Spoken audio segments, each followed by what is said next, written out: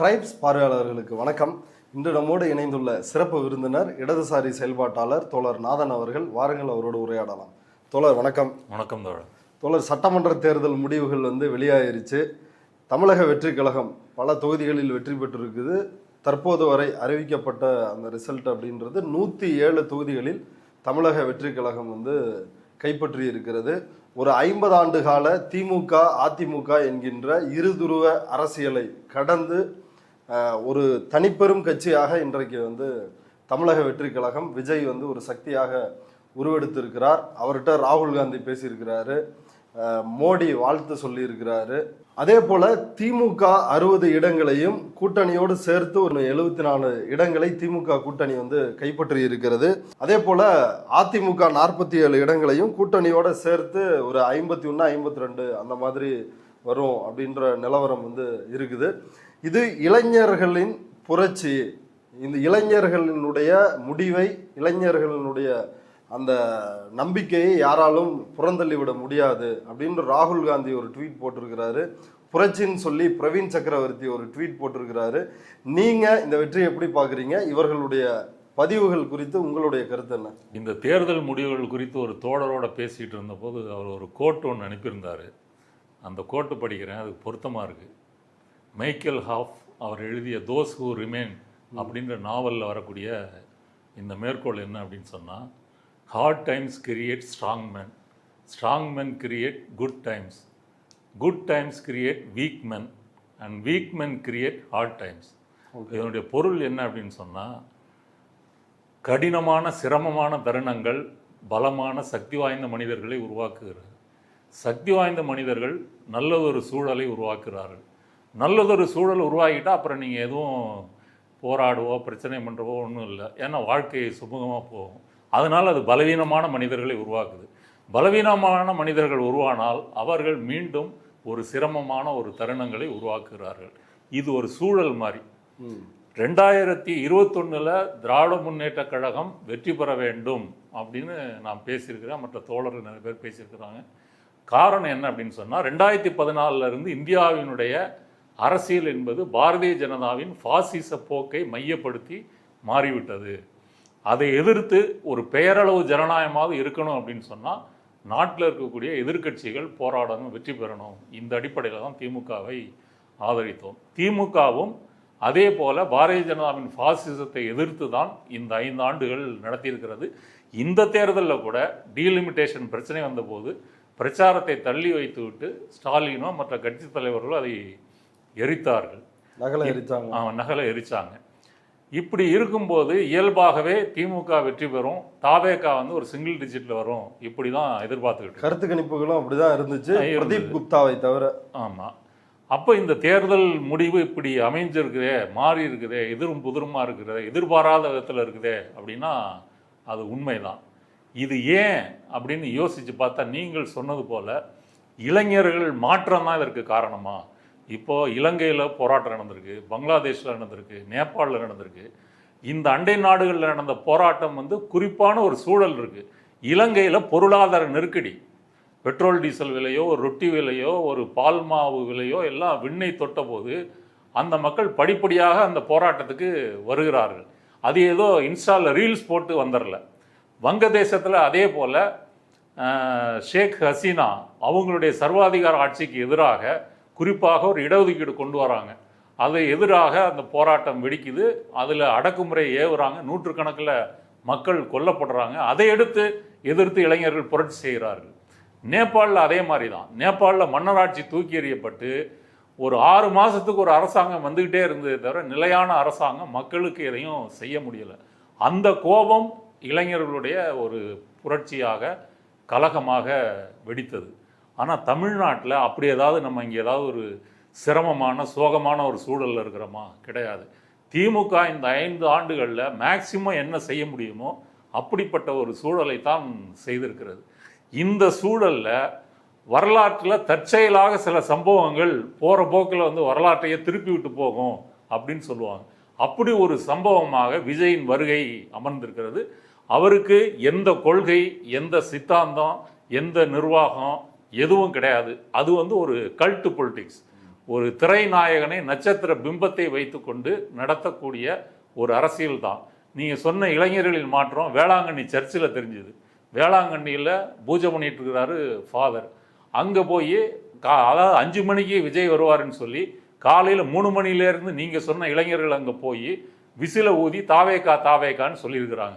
இதுதான் அந்த இளைஞர்களின் மாற்றம் அப்படின்னு நான் புரிஞ்சுக்கிறேன். இந்த மாற்றம் தமிழ்நாடு முழுவதும் நிகழ்ந்திருக்கு அப்படின்னு சொன்னால் இப்படி ஒரு கூட்டம், அதாவது அரசியலே அற்ற, அரசியலே தெரிந்து கொள்ள மாட்டேன், எனக்கு தேவை ஒரு ரீல்ஸு ஷார்ட்ஸு கெத்து, என் தலைவனுடைய பஞ்சு டைலாக்கு, இந்த மாற்றம்தான் இன்றைக்கு வாக்குகளாக மாறி இருக்கிறதை தவிர, அதாவது தமிழ்நாட்டுக்கு ஒரு முற்போக்கு முகம் இருக்குது. 2014 பிஜேபியை நம்ம இங்கே உள்ள விடலை, அந்த முகம் இருக்குது. அதனுடைய இன்னொரு பாதியில் ஒரு பிற்போக்கு முகம் இருக்குது. அந்த பிற்போக்கு முகம் இந்த தேர்தலில் வெளிப்பட்டிருக்குது. அப்படி இருக்கக்கூடிய அரசியலற்ற பிரிவினர் வாக்களித்து விஜயை ஜெயிக்க வச்சிருக்கிறார்கள். நீங்கள் சாதாரண அந்த மக்கள்கிட்டயோ இளைஞர்கள்ட்டையோ பெண்கள்கிட்ட போய் பேசி பாருங்க, குறிப்பாக கேட்டு பாருங்க, ஏதாவது ஒரு அரசியல் ரீதியான ஒரு கருத்தை சொல்லுவாங்களா? சொல்ல மாட்டாங்க. பொது புத்தியில் ஏற்றப்பட்ட பெண்களுக்கு பாதுகாப்பு இல்லை, விஜய் நல்லது செய்வார், ஒரு மாற்று இருக்கட்டும். சரி, இப்போ விஜய் நல்லது செய்வார்னா ஸ்டாலின் செய்யலையா? செஞ்சிருக்கிறாரு. இப்படி தான் சொல்கிறாங்களே தவிர குறிப்பான எந்த பதிலும் இல்லை. அப்போ இந்த சமூக வலைத்தளங்களின் மூலமாக ஒரு கட்சியை உருவாக்கி அந்த கட்சியை நடத்தி எந்த ஒரு பொது அறிவும் இல்லாமல் ஒரு முகத்தையே திரும்ப திரும்ப கொண்டு போய் அவர் 10 நிமிஷம் பேசுகிறத 10 ஷார்ட்ஸ் ரீல்ஸாக மாற்றி தமிழக மக்கள்கிட்ட அந்த வீடியோவை வைரலாக்கி ஒரு கொள்கையற்ற ஒரு உதிரித்தனமான ஒரு லும்பன் கூட்டத்தை வைத்து கொண்டு அரசியலை புரட்டி போட முடியுமா அப்படின்றதான் நீங்கள் நடந்திருக்கு. ஓகே, இல்லை, இப்போ நீங்கள் தேர்தலுக்கு முன்னாடி இந்த தேர்தலில் திமுகவை ஆதரிச்சிங்க, திமுக காங்கிரஸ் இந்த கூட்டணியை ஆதரிச்சிட்டீங்க. அதனுடைய விளைவாகத்தான் இந்த தோல்வியை ஒப்புக்கொள்ள முடியாமல் நீங்கள் இந்த ஒரு வித்தியாசமான ஒரு விளக்கத்தை கொடுக்குறீங்களா? இல்லை, இது காங்கிரஸ் திமுகவின் தோல்வி இல்லை, தமிழக மக்களின் தலையெழுத்து பற்றிய பிரச்சனை. தமிழக மக்கள் எங்க நின்று எப்படி இருந்தாலும் நீங்க அந்த இளைஞர்கள் விரும்பிய மாற்றத்தை அங்கீகரிச்சு தானே ஆகணும். இல்ல, இளைஞர்கள் விரும்பிய மாற்றம்னா இப்போ ஒரு சினிமா படம் ரிலீஸ் ஆகும்போது தியேட்டரில் கட் அவுட்டில் பால் ஊற்றுறாங்க, பீர் ஊற்றுறாங்க, என்னெல்லாமோ செய்கிறாங்க.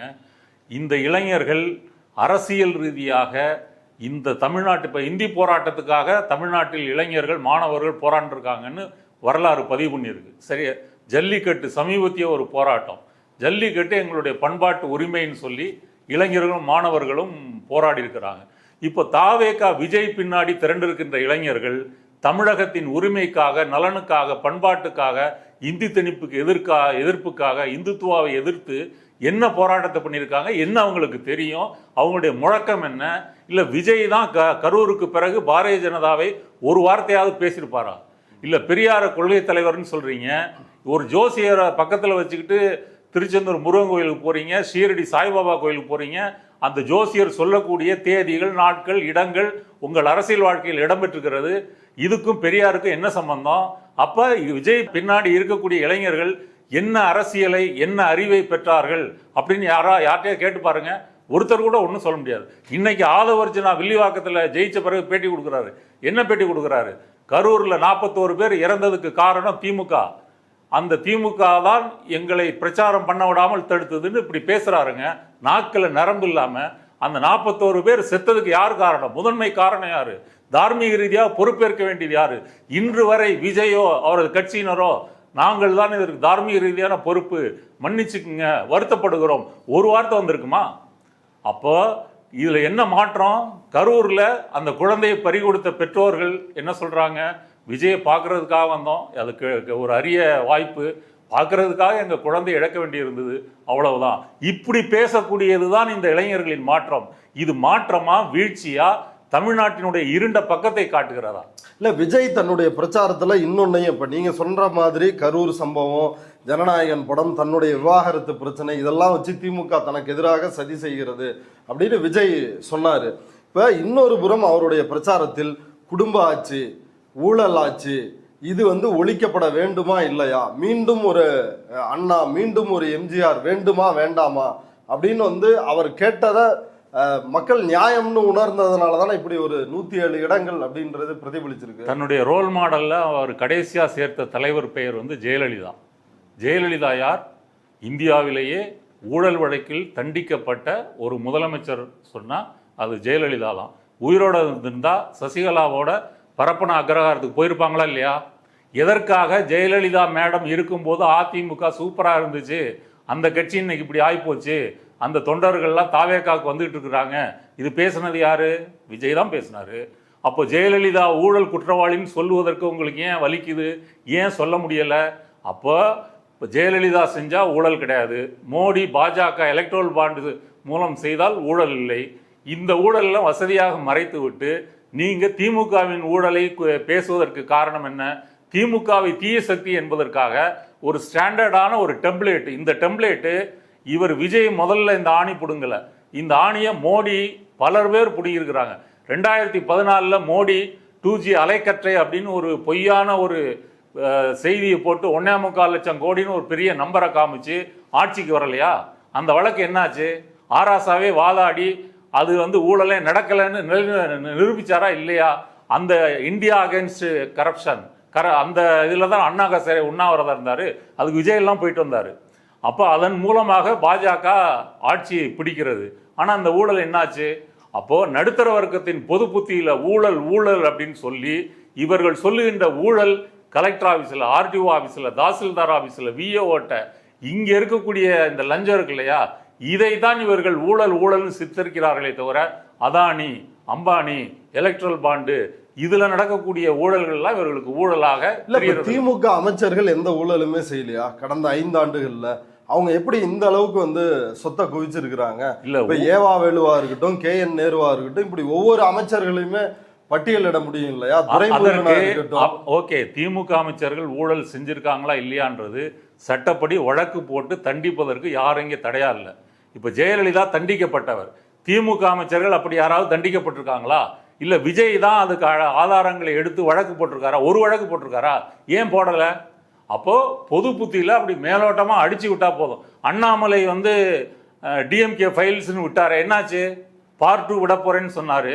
அந்த டிஎம்கே ஃபைல்ஸ்ல எலெக்ஷன் அபிடவிட்ல சொன்ன சொத்து டீட்டெயில்ஸ் தான் இருந்தது, அது என்னாச்சு? அப்போ பொது புத்தியில இவ்வளவு சொத்து சேர்த்துட்டாங்க, திமுக அறிவியல் பூர்வமாக ஊழல் பண்ணுகிறது. இதை துக்ளக் ஷோ காலத்திலிருந்து 70களிலிருந்து அவங்க பேசிட்டு இருக்கிறது. நான் சொல்ற பாயிண்ட், ஊழல் சட்டப்படி போடுங்க, வழக்கு போடுங்க, நீதிமன்றம் விசாரிக்கட்டும், தண்டனை கொடுக்கட்டும். அப்படி தண்டனை பெற்ற ஜெயலலிதாவை ஆதரித்து கொண்டு அந்த ஊழல்ல முன்னணியாக திகழ்கின்ற மோடியை எதிர்க்காமல் நீங்கள் திமுகவை ஊழல் என்று எதிர்ப்பது அந்த பொது புத்தியில் இருக்கக்கூடிய அந்த விஷயத்தை நீங்கள் கைப்பற்றுவதற்காக வைக்கின்ற ஒரு செயற்கையான வாதம். இதே விஜய் வருமான வரி கட்டும்போது அந்த 1.5 கோடி ஃபைன் போடுறாங்க இன்கம் டேக்ஸ் டிபார்ட்மெண்ட், அந்த இதை கட்ட மாட்டேன்னு சொல்லி ஒரு கோர்ட்டுக்கு போயிருக்கிறார். கோர்ட்டு நீ கட்டு அப்படின்னு சொல்லுது. இவர் ஊழலை பற்றி பேசுவதற்கு வக்கு இருக்குதா? ரோல்ஸ் ராய்ஸ் கார் வாங்கி என்ட்ரி டேக்ஸ் கட்டணும், அந்த டாக்ஸ் கட்ட மாட்டேன் நீதிமன்றத்துக்கு வழக்கு போடுறாரு, நீதிமன்றம் கட்டு அப்படின்னு சொல்லுது. அல்லது இவர் படம் முதல் படத்துல அதிகாலையில 4 மணிக்கும் அப்புறம் 7 மணிக்கும் 2 காட்சிகள் ரசிகர் மன்றங்களுக்காக திரையிடப்படுகிறது. அதுல மாவட்ட ரசிகர் மன்றங்கள் புசி ஆனந்த் வரைக்கும் தமிழ்நாடு முழுக்க ஒரு சினிமாவுக்கு 30லேருந்து 40 கோடி கணக்கு போட்டு பாருங்க.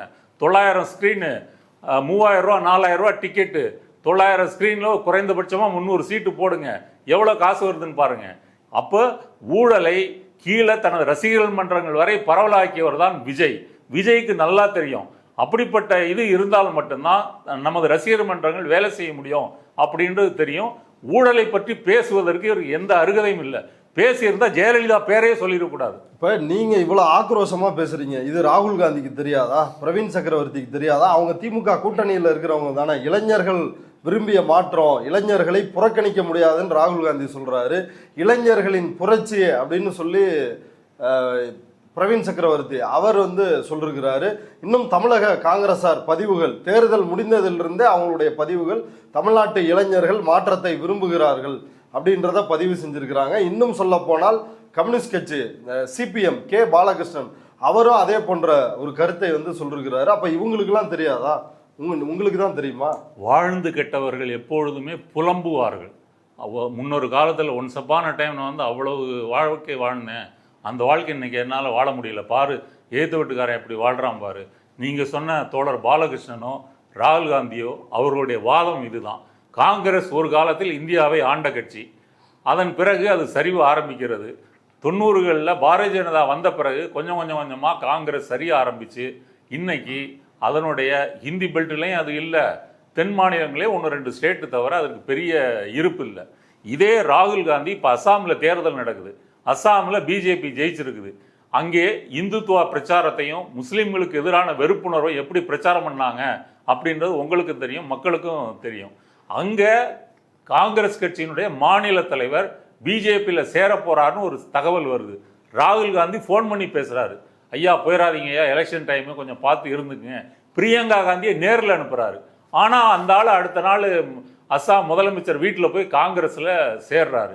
இப்படி இந்தியாவில் வட இந்தியாவில் இருக்கக்கூடிய பிஜேபிக்கு ஆட்கள் தலைவர்கள் சப்ளை பண்றதே காங்கிரஸ் தான். இதை ராகுல் காந்தியால தடுத்து நிறுத்த முடியல. நான் சொல்றது ஒரு கட்சியினுடைய மாநில தலைவர். ஒரு மாநில தலைவருடைய யோக்கியதே எப்படி இருக்குன்னா, காங்கிரஸ் கட்சியில என்ன சித்தாந்தம் இருக்கு, என்ன கொள்கை இருக்கு, இந்துத்துவத்தை எதிர்த்து நீங்க என்ன புடுங்குனீங்கன்னு கேட்கிறேன். ராகுல் காந்தி வேணா அதை பேசலாம், ஆனா அவர் தனியாளா பேசுறாரு. அவர் கூட இருக்கின்ற தலைவர்கள் எல்லாரும் சங்கிகளா, மென் சங்கிகளாகத்தான் இருக்கிறார்கள். நீங்க சொல்ற பிரவீன் சக்கரவர்த்தி எதிர்த்தாலே ஒரு மாற்று கருத்தை வச்சாலே சங்கியா இல்ல? அப்ப இதுக்கு நீ பதில் சொல்லுங்க. ஒரு மாநில தலைவர் இவ்வளவு நாள் நீங்க உருவாக்கி வச்சிருக்கிறீங்க, அவரு உங்களுடைய எதிரியான பிஜேபி கட்சிக்கு போய் சேர்றாரு. இன்னைக்கு பிஜேபியில கட்சி மாறி வந்தவர்கள் அதிகம் பேர் காங்கிரஸ் கட்சியை சேர்ந்தவங்க. அப்போ உங்க கட்சியில இருந்து உங்களுக்கு நேரெதிராக ஒரு மதவாதத்தை இந்துத்துவாவை பேசக்கூடிய கட்சிக்கு போறாங்க அப்படின்னு சொன்னா அது பிஜேபியினுடைய வெற்றியை காமிக்க உங்க கட்சியினுடைய யோக்கியதையை காட்டுது. உங்க கட்சியில கொள்ளையும் ஒரு வெங்காயம் இல்லை அப்படின்றதை தான் காட்டுது. இப்படி தோத்து ராகுல் காந்தி ஏதாவது ஒரு மாநிலத்தில் நமக்கு ஏதாவது ஒரு ரிசல்ட் காட்ட முடியுமா? அந்த ஒரு கையேறு நிலையில தான் இங்க விஜய பார்க்கறதோ, ஃபோன் பண்ணி பேசுறதோ, அவர் கூட சேர்ந்துக்கலான்னு சொல்றதோ செய்யறாங்க. நான் கேட்கிறேன், தமிழ்நாட்டில் கடந்த 5 வருடங்களாக திமுக இருந்த ஆட்சி காலத்துல நீங்க என்ன போராட்டம் பண்ணியிருக்கிறீங்க? எத்தனை இளைஞர்களை திரட்டி இருக்கிறீங்க? இளைஞர்கள் மாற்றம் எல்லாம் நீங்க வாய் நோகாம பேசுறீங்கல்ல, உங்க கட்சியில எவ்வளவு இளைஞர்களை திரட்டி இருக்கிறீங்க? இல்ல மாணிக்கம் தாகூருடைய அந்த திருப்பரங்குன்றம் அவருடைய தொகுதிக்குள்ளதான் வருது. திருப்பரங்குன்றத்துல சங்கிகள் கலவரம் உண்டாக்க முயற்சி பண்ணும் போது மாணிக்கம் தாகூர் வெளியே இளைஞர்களை திரட்டி போராட்டம் பண்ணாரா? இல்லையே, ஒன்றும் பண்ணலையே. அப்ப தேர்தல் வரும்போது நீங்க தேர்தலில் நிற்பீங்க, ஜெயிப்பீங்க, எம்எல்ஏ ஆவீங்க, எம்பி ஆவீங்க, அப்புறம் வீட்டுக்கு போயிடுவீங்க. இதை தவிர ஏதாவது களத்துக்கு வந்திருக்கீங்களா? நான் நேரடியாக கேட்கிறேன். தமிழ்நாட்டில் அண்ணாமலை பாரதிய ஜனதா செய்த வேலைகளை கூட இங்கே இருக்கக்கூடிய காங்கிரஸ் கட்சி செய்யல. இப்படி செய்யாம மாணிக்கம் தாகூரோ பிரவீன் சக்கரவர்த்தியோ விஜய் வந்துட்டாரு, இளைஞர்கள் மாற்றத்தை விரும்புறாங்கலாம் பேசுறது ஒரு அயோக்கியத்தனமானது. இப்ப விஜய் கட்சியில சென்னையில ஒரு ஆட்டோ ஓட்டுநர் அவர் வெற்றி பெற்றிருக்கிறாரு. இப்படி மற்ற கட்சிகள்ல குறிப்பா திமுகல ஒரு ஆட்டோ ஓட்டுநர் நிக்க முடியுமா? அதுக்கு வாய்ப்பு தருவீங்களா? அவினாசி அவர் வெற்றி பெற்றிருக்காருன்னா அவருடைய வெற்றியை நீங்க அங்கீகரிக்கணும். சொல்றேன், அவினாசி தொகுதியில திமுக நிறுத்தியது ஒரு சாதாரண அருந்ததி சமூகத்தை சேர்ந்த ஒரு டாக்டர் படித்த ஒரு பெண். அவங்க அரசியலில் பெரிய அனுபவம்லாம் இல்லை, முதல் முறையாக நிறுத்தியிருக்கிறாங்க. இந்த தேர்தலையே திமுக 60 புது முகங்களுக்கு வாய்ப்பு கொடுத்துருக்கிறது. நான் என்ன கேட்குறேன், நீங்கள் அந்த ஆட்டோ டிரைவர் கேட்குறீங்க, எனக்கு ஆதவர்ஜுனா தான் ஞாபகம் வராரு. இன்னைக்கு லாட்ரி குடும்பத்தினுடைய 3 பேர் தமிழக அரசியலில் இருக்கிறாங்க. அங்கே சார்லஸ் மார்டின் புதுச்சேரியில் ஜெயிச்சிட்டாருன்னு நினைக்கிறேன், ஆதவர்ஜுனா ஜெயிச்சிட்டாரு. அவருடைய மாமியார் ஏடிஎம்கே இதில் லால்குடி தொகுதியில் லீமா ரோஸ் ஜெயிச்சிருக்கிறாங்க. 2வது மாற்று கட்சிகள்லேருந்து சீட்டு கிடைக்கலன்னு சொல்லி 110க்கும் அதிகமான வேட்பாளர்கள் தாவேகாவுக்கு ஓவர் நைட்டில் வேட்பாளர்களாக ஆக்கப்பட்டிருக்கிறாங்க. இவங்க எல்லாருமே அரசியல்ல பழம் தின்னு கொட்டை போட்ட பெருச்சாளிகள். இவங்க எல்லாரும் திமுக அதிமுகவில் இருக்கும்போது என்ன செஞ்சாங்களோ, இப்ப செங்கோட்டையன் அங்கே வாக்குக்கு காசு கொடுக்கலையா? மற்ற தாவேகா வேட்பாளர்கள் காசு கொடுக்கலையா? ஆதவர்ஜுனா காசு கொடுக்கலையா? அப்போ யாருக்கெல்லாம் செலவழிக்க முடியுமோ அந்த வேட்பாளர்களை விஜய் தேடுறாரு, கட்சி தேடுது. எதிர்கட்சியிலேருந்து வந்தான் அப்படின்னு சொன்னா உடனே சீட்டு கொடுக்குறாங்க. நியாயமா விஜயினுடைய ரசிகர் மன்றம் அப்புறம் மக்கள் மன்றம் ஆகி இந்த 20 வருஷத்துல டிராவல் பண்ணிட்டு வர்ற அந்த நிர்வாகிகளுக்கு தானே டிக்கெட் கொடுத்துருக்கணும். நேற்று வந்த ஏடிஎம்கே பிஜேபி திமுக கட்சிக்காரங்களுக்கு நீங்க சீட்டு கொடுக்கறதுக்கு என்ன காரணம்?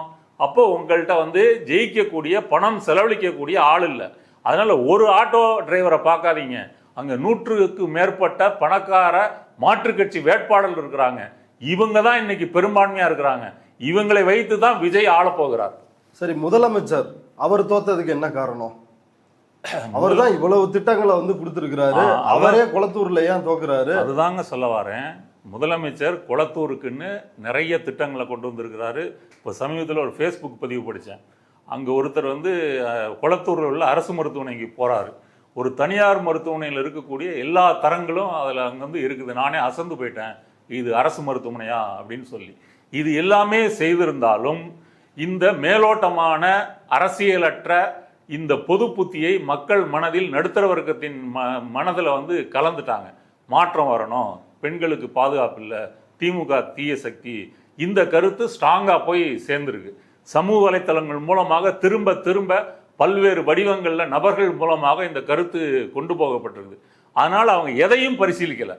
இது வந்து இப்போ ஸ்டாலினுக்கு ஏற்பட்ட தோல்வி இல்லை, உண்மையிலேயே சின்சியராக தமிழ்நாட்டில் இவ்வளோ திட்டங்களை கொண்டு வந்து இவ்வளவெல்லாம் செஞ்ச ஒரு அரசுக்கு எதிராக வாக்களித்த மக்களின் தோல்வியை தான் காட்டுகிறது. இப்ப இப்படி அரசியலற்ற ஒரு கூட்டம் உருவாயிருச்சு, பெரிய மக்கள் திரள் உருவாயிருச்சு, அவங்க எதை பத்தியும் கவலைப்படாம வாக்களிச்சுட்டாங்க அப்படின்னா, அப்படி ஒரு மக்கள் திரள் உருவானதற்கு திமுக காரணம் இல்லையா? இல்ல, அந்த மக்கள் திரளை உருவாக்குனது விஜய் கட்சி. நல்லா புரிஞ்சுக்குங்க. ஜான் ஓராய்க்கசாமி இப்பதானே விஜய் கட்சி 2-3 வருஷமா. அதுக்கு முன்னாடி? ஆமாங்க, அதுக்கு முன்னாடி அவங்க பாட்டுக்கு இருக்கிறாங்க.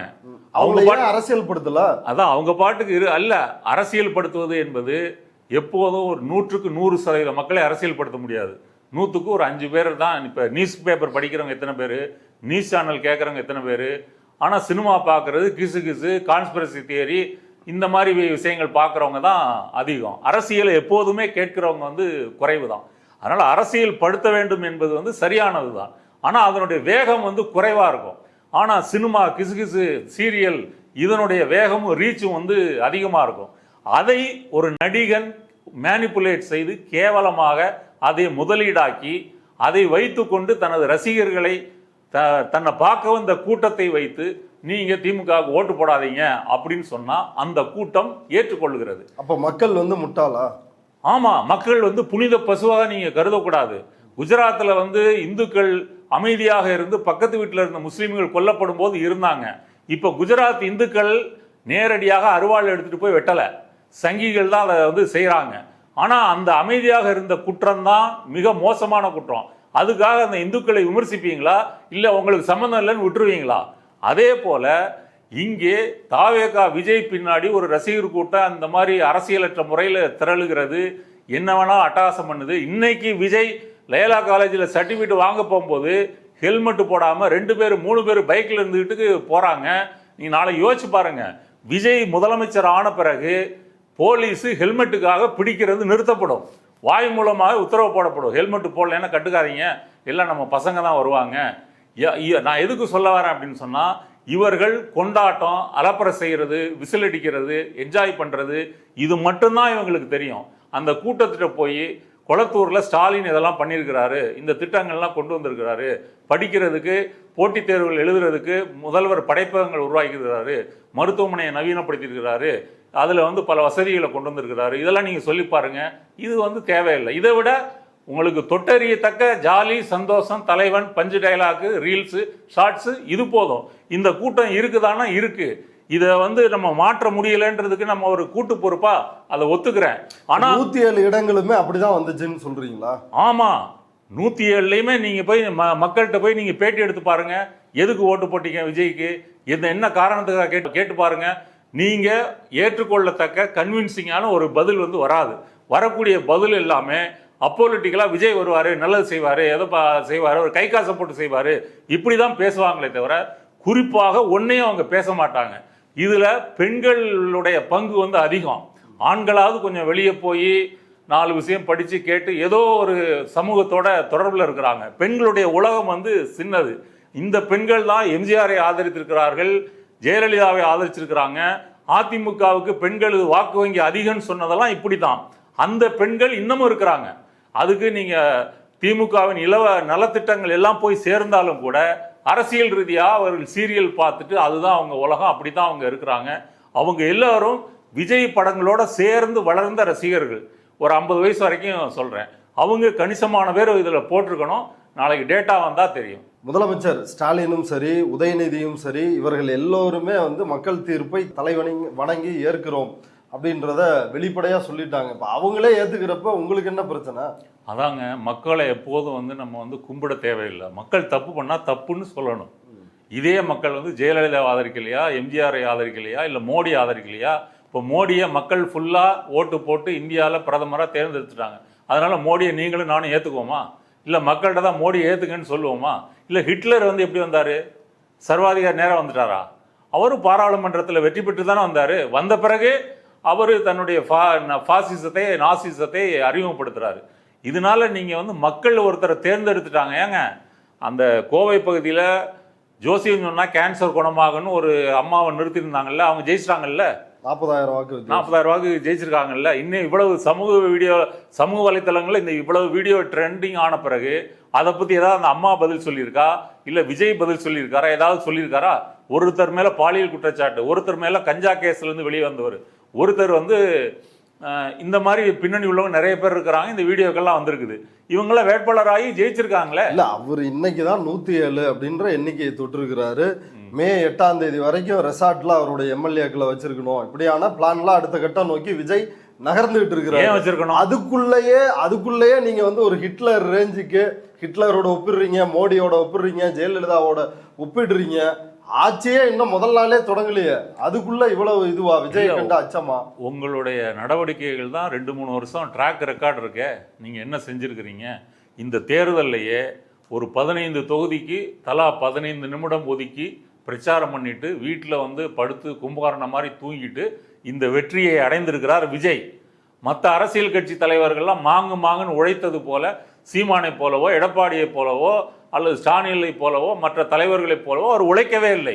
எந்த உழைப்பும் செய்யாமல் ரொம்ப கொஞ்ச நேரமாக வந்து அளவா பேசிட்டு இதுக்கே இவ்வளவு பெரிய கூட்டம் சிலிர்த்து கொண்டு ஓட்டு போடுது அப்படின்னு சொன்னா இது எவ்வளவு பெரிய அபாயம். நான் சொல்ல வரேன், மோடி இந்துத்துவ பாசிசம் வந்து எவ்வளவு அபாயமோ அதை விட அபாயகரமானது விஜயினுடைய வருகை. இவர் முதலமைச்சராக, அவர் வந்து ஜோசப் விஜய்ங்க, அதை முதல்ல நீங்க புரிஞ்சுக்கீங்க. ஜோசப் விஜய் வந்து நீங்க இந்துத்துவாவை விட அபாயம் அப்படின்னா எப்படி? இப்ராஹிம் ராவுத்தூர் பிஜேபி அவர் வந்து பின்னாடி யாரை வச்சிருக்காரு? கொள்கை தலைவரா வந்து பெரியாரை வச்சிருக்காரு, அம்பேத்கரை வச்சிருக்காரு, அண்ணாவை வச்சிருக்கிறாரு, அஞ்சலி அம்மாள், இப்படித்தான தலைவர்கள் தானே அவர் வச்சிருக்காரு. காரு பின் சீட்ல ஜோசியரையும் வச்சிருக்காரு. வீட்டுல பெரியார் சிலைய படத்தை வச்சுக்கிட்டு பின் சீட்ல ஜோசியரை வச்சிருக்கிறாரு. நான் என்ன சொல்றேன், விஜய் வந்து அந்த 5 கொள்கை தலைவர்கள் அதெல்லாம் வந்து மறந்துடுங்க. இப்போ விஜய்கிட்டையோ அவங்க தொண்டர்கள்ட்டையோ நீங்கள் என்ன கொள்கையை கடைப்பிடிக்க கேட்டிங்கன்னா அதை பற்றி அவங்க கவலைப்படுறதே இல்லை. கரூர் விஷயத்துக்கு பிறகு அவர் பாரதிய ஜனதாவை பற்றி எதையும் பேசவில்லை. அவர் கேட்ட உடனே விசில் சின்னம் கிடைக்குது, புதுச்சேரிக்கும் கிடைக்குது. அதாங்க கொள்கை எதிரின்னு சொல்லிட்டாரு, அதுக்கு மேல என்ன இல்லை? அப்படின்னா தேர்தல் கமிஷன் விசிலே கொடுத்துருக்காது. கொள்கை எதிரின்னு சொல்லி ஒரு உறுதியாக இருந்திருந்தாருன்னா, பிஜேபி எதிர்த்து பிரச்சாரம் பண்ணியிருந்தாருன்னா இவருக்கு விசில் சின்னம் கிடைச்சிருக்காது. அல்லது சிபிஐயில் குற்றப்பத்திரிகையில் இவருடைய பேர் வந்து ஏறி இருக்கும், சாட்சியாக மட்டும் கூட்டிட்டு விட்டுருக்க மாட்டாங்க. அப்போ பிஜேபிக்கு இவரை வைத்து பயன்படுத்தி கொள்ள வேண்டும். டக்குன்னு ஒய் பிரிவு பாதுகாப்பு எதுக்கு கொடுத்தாங்க? இன்னைக்கு மோடி வந்து பாராட்டும் போது என்ன வார்த்தைகளில் பாராட்டுறாரு? தமிழ்நாட்டில் இளைஞர்களும் பெண்களும் தீவிரமாக ஒரு திமுகவை ஒழிக்க வேண்டும் என்ற ஒரு மாற்றத்திற்காக விஜய்க்கு வாக்களித்திருக்கிறார்கள். இதை சொல்லி அவரு நீங்க கேட்ட கேள்வி மாதிரி இளைஞர் பெண்கள்னு சொல்றாரு. அப்போ மோடிக்கு இது இளைஞர் புரட்சியா தெரியுது, பெண்கள் புரட்சியா தெரியுது. உங்களை நீங்க கேட்கிற கேள்வியை கேட்கிறவங்களுக்கு அது புரட்சியா தெரியுது. அப்படின்னா இது புரட்சியா புண்ணாக்கா அப்படின்றத புரிஞ்சுக்கலாம். இது ஒரு மன்னராட்சிக்கு முடிவு இல்லையா? இதுதான் மன்னராட்சி.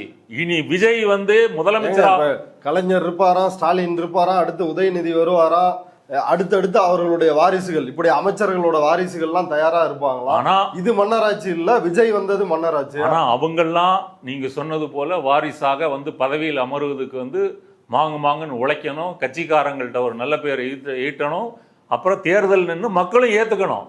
அப்படி இருந்தாலும் மட்டும்தான் நீங்க தலைவராக முடியும். ஆனால் விஜய் அவர் எந்த நடிப்பு திறனும் இல்லாம, அவங்க அப்பா ஒரு வெற்றிகரமான டைரக்டர் என்பதனால ஒரு சினிமா நட்சத்திரமானார். ஆரம்பத்தில் அவருக்கு நடிக்கவே தெரியாது. அவர் ஒரே உணர்ச்சியை தான் அன்றிலிருந்து இன்று வரைக்கும் காமிச்சிட்டு இருக்கிறாரு. ஒரு கமலஹாசன் போலவோ அல்லது ரஜினி நடித்த பல கேரக்டர் செஞ்ச அந்த மாதிரி படங்கள் மாதிரியே இவரெல்லாம் நடிக்கலை. அப்போ இவர் அப்பாவுனால திரும்ப திரும்ப வந்து ரசிகர்கள்ட்ட கொண்டு போகப்பட்டார். அதுக்கு பிறகு அவர் முயற்சி பண்ணுறாரு, சில படங்கள் ஹிட் ஆகுது. இப்படி தான் அவர் வந்து இந்த நடிகர் ஆனாரே தவிர அவர் தனது திறமையால இன்னைக்கு கோடம்பாக்கத்துல இந்த எந்த வாரிசு பின்புலமும் இல்லாம ஒருத்தர் நடிகராக முடியுமா, இயக்குனராக முடியுமா? முடியாது. இன்னைக்கும் கோடம்பாக்கத்துல வந்து வாரிசுகள் தான் இருக்கிறாங்க. அது சிம்புவா இருந்தாலும் சரி, சூர்யாவா இருந்தாலும் சரி, கார்த்தி, யாரை வேணா எடுத்துக்கங்க. அந்த வாரிசு பின்புலம் உள்ளவர்கள் தான் நடிகராகிறாங்க. அல்லது சினிமாவில் பெரிய முதலாளிகளா தயாரிப்பாளர்களா இருக்கணும், அவங்க தான் நடிகராங்க. இப்படி தான் இவர் வந்து வந்திருக்கிறாரு. இவர் ஆட்சியில் அமர்ந்துட்டா என்ன நடக்கும் அப்படின்னு சொன்னா, மன்னர் ஆட்சியை விட ஒரு பெரிய ஒரு சக்கரவர்த்தி ஆட்சி தான் நடக்கும். ஏன் அப்படின்னு சொல்றேன்னா, எங்க போனீங்கன்னாலும் விஜய் படம், எந்த திட்டமாக இருந்தாலும் விஜய் பேர் வந்து இருக்கும், எந்த நடவடிக்கையா இருந்தாலும் விஜய் தான் அதை காணொலி காட்சி மூலமாக திறந்து வைப்பார். அந்த அமைச்சரவையில் இருக்கிற அமைச்சர்கள் பேர் உங்களுக்கு தெரியாது, அல்லது இன்றைக்கு வெற்றி பெற்ற தாவேகா வேட்பாளர்கள் ஒரு 10 பேர் உங்களால சொல்ல முடியாது. எல்லாமே விஜய் மயம்தான். அப்ப தமிழகமே விஜய் மயமாக இருக்கும். இப்ப வடகொரிய அதிபர் இருக்கார் இல்லையா, அங்கே வந்து பாத்தீங்கன்னா அவர் பேர் தான் எல்லா இடத்துலையும் இருக்கும். அது போல இங்கே விஜய் மயமாக ஆக போகிறது. இவர் காலத்தில் அதிகாரிகள் நேரடியாக ஆட்சி பண்ணுவாங்க, போலீஸ் அதிகாரிகள் நேரடியாக ஆட்சி பண்ணுவாங்க. இவர்களுக்கோ விஜய்க்கோ அவரது கட்சியினருக்கோ ஒரு ஆட்சியை எப்படி நடத்தணும், எதுக்காக நடத்தணும், அதை பத்தி எந்த புரிதலோ எந்த அனுபவமோ இல்லை. அவங்களுக்கு தேவை மக்கள் மத்தியில் நமக்கு வந்து செல்வாக்கு, சப்போர்ட். விஜயினுடைய கொள்கையே மதச்சார்பற்ற சமூக நீதி அப்படின்றதான். தன்னை வந்து ஒரு செக்குலர் ஃபோர்ஸாக தான் டிக்ளேர் பண்ணியிருக்கிறாரு. ஒரு காலத்திலும் அங்கே இஸ்லாமியர்களுடைய ரம்ஜான் நோன்பு திறப்பு விழாவில் போயிட்டு ஒரு காலத்திலும் பாஜகவோட கூட்டணி கிடையாது அப்படின்றத ஓப்பனாகவே டிக்ளேர் பண்ணிருக்கிறாரு. அவரை மீண்டும் மீண்டும் வந்து ஒரு இந்துத்துவாவோட இல்லை அதை விட மோசமானவர் அப்படின்னு சொல்றதுல என்ன நியாயம் இருக்குது? நீங்க ரம்ஜானை சொன்னீங்க, நான் கிறிஸ்துமஸுக்கு வரேன். இவர் கிறிஸ்துமஸுக்கு கேக் வெட்டி கிறிஸ்துமஸ் விழா கொண்டாடினார்ல, அந்த கிறிஸ்துமஸ் சமயத்தில் இந்தியா முழுக்க வட இந்தியாவில் எத்தனை தேவாலயங்கள் தாக்கப்பட்டன, எத்தனை பாதிரியார்கள் கன்னியாஸ்திரியர்கள் தாக்கப்பட்டிருக்கிறாங்க.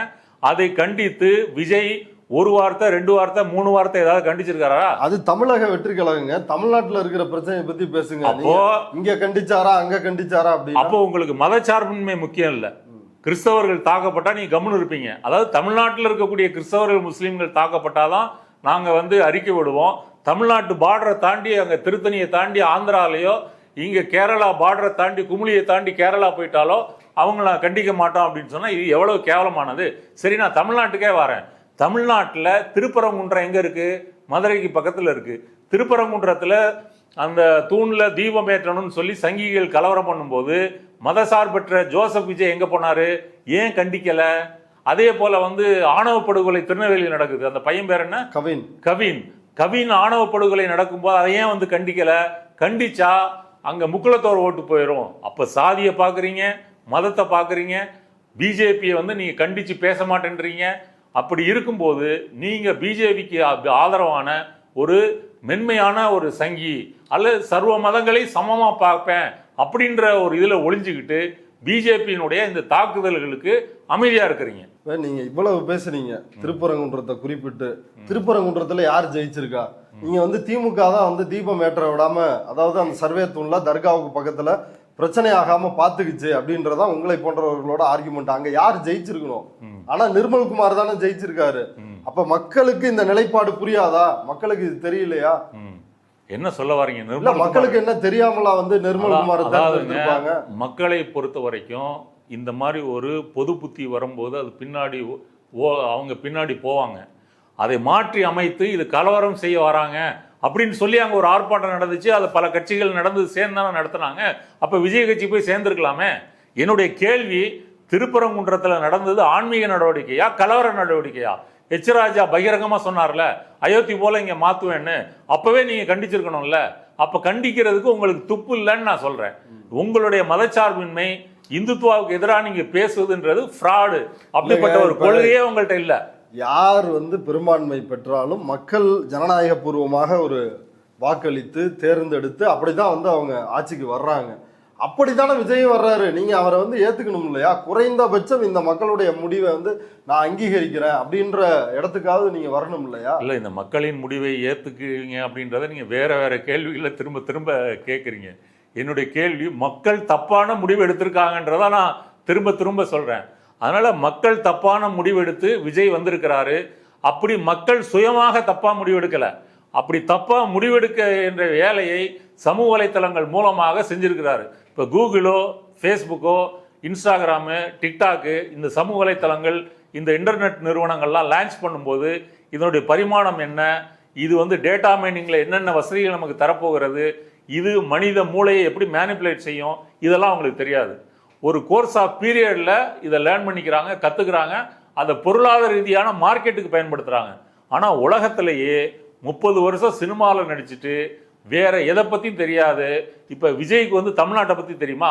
தாமிரபரணி எங்கே தோன்றுகிறது, எங்கே கடலில் வந்து கரைகிறது, மேற்கு தொடர்ச்சி மலை தமிழ்நாட்டில் எங்கெங்கெல்லாம் இருக்குது, அங்கே தேயிலை தோட்டங்கள் மாஞ்சோலையிலேருந்து இந்த பக்கம் மேகமலை வரை எவ்வளவு தோட்டங்கள் இருக்குது, அதில் அந்த தொழிலாளிகளுக்கு எவ்வளவு சம்பளம், இல்லை இந்த பக்கம் வந்து பாலாறு எங்கேருந்து எங்கே ஓடுது, பாலாறில் எந்த சீசனில் தண்ணி வரும், தமிழ்நாட்டில் என்ன மாதிரியான மக்கள் வாழ்கிறாங்க, பழங்குடி மக்கள் எவ்வளோ பேர் இருக்கிறாங்க, எந்த இடத்துல இருக்கிறாங்க, தமிழ்நாட்டில் இருக்கக்கூடிய மக்கள் அதிகமாக வேலை செய்கிற துறை வந்து இது ஏதாவது விஜய்க்கு தெரியுமா? அவருக்கு தெரிஞ்சது கேரவான், அதை விட்டால் டைரக்டர் சொல்லிக்கூடிய ஷூட்டிங்கு. இதை வைத்து கொண்டே இவர் இன்னைக்கு வந்து ஆட்சியை பிடிச்சிருக்கிறார். அப்போது சமூக வலைத்தளங்கள் நிறுவனங்கள்லாம் யோசித்து பார்க்கும். உலகத்திலேயே 30 வருஷம் சினிமாவில் நடிச்சுட்டு அதை மட்டுமே வைத்து மூலதனமாக்கி கொண்டு ஒருத்தன் ஆட்சியை பிடிச்சிருக்கிறான்னா நம்ம சோசியல் நெட்வொர்க்கிங்கு இவ்வளவு பலம் இருக்கா? அப்போ உலகம் முழு இதை பயன்படுத்தலாமே. அப்படிப்பட்ட ஒரு கேவலமான ஒரு அயோக்கியத்தனமான முன்னுதாரணத்திற்கு விஜயை வந்து சொல்லலாம். அதுதான் இங்கே நடந்திருக்கு. இப்போ இன்றைக்கு வந்து மே 8ஆம் தேதி வரைக்கும், மே 9க்குள்ள தன்னுடைய விஜய் பெரும்பான்மையை நிரூபிக்கணும் அப்படின்னு வந்து சொல்றாங்க. இல்லை கவர்னர் வந்து ஆட்சி அழைப்பார் அப்படின்றாங்க. அது வரைக்கும் மே 8 வரைக்கும் மாமல்லபுரம் பூஞ்சேரி அப்படின்ற இடத்துல இருக்கிற ரிசார்ட்ல தன்னுடைய எம்எல்ஏக்களை தங்க வைப்பதற்கு விஜய் வந்து திட்டமிட்டு இருக்கிறார். விஜயால் ஆட்சி அமைக்க முடியுமா, அல்லது மற்ற இடத்துல வந்து குதிரை பேரங்கள் நடப்பதை போல அப்படி நடப்பதற்கு வாய்ப்புகள் உண்டா? அப்படி ஆட்சி அமைக்கிறதா இருந்தால் எந்த கட்சிகள் விஜய்க்கு ஆதரவு தெரிவிக்கும்? ஏன்னா 107 தான் இருக்குது. 118 இருந்தாதான் பெரும்பான்மை ஆட்சி அமைக்க முடியும். தனிப்பெரும்பான்மை விஜய்கிட்ட இல்லை, தனிப்பெரும் கட்சியாக தான் உருவெடுத்திருக்குது. அதுக்கு அவரால் ஆட்சி அமைக்க முடியுமா? நீங்கள் கேட்ட கேள்வியிலே பதில் இருக்கு. என்ன பதில் இருக்குன்னா, அதாவது விஜய் தன்னுடைய கட்சி எம்எல்ஏக்களை நம்ப முடியாது, நம்பவும் மாட்டார். அவங்க எந்த கட்சி வேணாலும் குதிரை பேரம் பேசி வந்து போயிடுவாங்க. இதுதான் விஜய் எம்எல்ஏக்களுடைய தகுதி. நீங்கள் சித்தாந்தத்திலையும் கொள்கை தலைவர் மற்ற விஷயங்கள்லாம் புடம்படப்பட்டு இளைஞர்கள் மாற்றத்திற்காக, பெண்கள் மாற்றத்திற்காக வந்து நிற்கக்கூடிய ஒரு மாற்றத்தின் அறிகுறி, சிம்பல், ஆச்சரியக்குறி, கேள்விக்குறி அப்படின்னு சொன்னால் ஏன் இப்படி ஒரு ஹோட்டல்களை போட்டு அடைச்சி வைக்கணும் மந்தை மாதிரி? அப்போ உங்கள் எம்எல்ஏக்கள் மேலே உங்களுக்கு நம்பிக்கை இல்லை, அவங்க கொள்கைப்படி நிற்பாங்கன்றது உங்களுக்கு நம்பிக்கை இல்லை. ஜெயிச்ச பிறகு உங்களுக்கு பதட்டம் வருது. இதுதான் முக்கியமான விஷயம். மற்றபடி விஜயை ஆதரிப்பதற்கு நீங்கள் முதல்ல சொன்னது போல் காங்கிரஸோ பாமகவோ இவர்கள்லாம் தானாக முன்வருவா. இப்போ கிரீஷ் சோடங்கரே வந்து என்ன போட்டிருக்காரு, நாங்கள் மிகப்பெரிய தப்பு பண்ணிட்டோம், நாங்கள் விஜய் கட்சியோட போயிருந்தால் நிறைய சீட்டு ஜெயிச்சிருப்போம், அதனால் இப்போ இருக்கிற சிச்சுவேஷனை ராகுல் காந்திக்கு கடிதம் அனுப்பியிருக்கோம், அறிக்கை கொடுத்துருக்குறோம், அவர் முடிவெடுப்பாருன்னு சொல்லியிருக்காரு. கண்டிப்பாக காங்கிரஸ் தாவேகாவை வந்து ஆதரிப்பதற்கு வாய்ப்பு இருக்கு. விஜயும் இதற்கு முன்னாடி கெத்தா பேசினார்ல, அவர் இனிமேல் அந்த கெத்தெல்லாம் விட்டுட்டு ஐயா ஒரு 5 சீட்டு கொடுங்க அப்படின்னு வந்து ஒரு தானம் கேட்க வேண்டிய நிலையில தான் அவர் இருக்கிறாரு. அதனால் இவங்களும் வந்து கொடுப்பாங்க, பாமக கொடுப்பாங்க, இவங்க கொடுப்பாங்க, இல்லை தோழர் பாலகிருஷ்ணன் மாதிரி அந்த பயங்கரமாக கம்யூனிஸ்டத்தை ஆய்வு பண்ண தோழல் இருக்கக்கூடிய சிபிஎம் கூட சீட்டு கொடுக்கலாம், ஆதரவு கொடுக்கலாம். இவங்கெல்லாம் சேர்த்து பார்த்தா அந்த 10 சீட்டு வந்துடும். ஆனால் எப்படி இருந்தாலும் தமிழக மக்கள் நீங்கள் சொல்கிற இளைஞரும் பெண்களும் உங்களுக்கு தனி பெரும்பான்மை கொடுக்கல, அதுக்கு கம்மியாக 10 சீட்டு குறைச்சி தான் கொடுத்துருக்காங்க. அது எதுக்குன்னா உங்கள் வண்டவாளம் அதன் மூலம் கொஞ்சம் தெரிய வரட்டும் அப்படின்னு இது ஒரு ஓப்பனிங் தான். போக போக 23ஆம் புலிகேசி இம்சை அரசனுடைய ஆட்சியை நீங்கள் பார்க்கலாம். 23ஆம் புலிகேசி இம்சை அரசனா? எங்க ஆட்சியே இன்னும் தொடங்கலாம், அதுக்குள்ள இம்சை அரசன் ஒரு பட்டம். அது முன்னாடியே நாங்கள் ட்ரெய்லர் பார்த்துட்டோம்ல, ஜனநாயகம் ட்ரெய்லர் பார்த்துட்டோம், அதனால மெயின் பிக்சர் பார்க்கணும்னு அவசியம் இல்லை. ஓகே, பொறுத்திருந்து பார்க்கலாம். இம்சை அரசனா அல்லது வந்து ஜனநாயகனா அப்படின்றத பொறுத்திருந்து பார்க்கலாம். இவ்வளவு நேரம் நம்முடைய பார்வையாளர்களுக்காக நேரத்தை ஒதுக்கி கருத்துக்களை பகிர்ந்துட்டதுக்கு ரொம்ப நன்றி தோழர். நன்றி.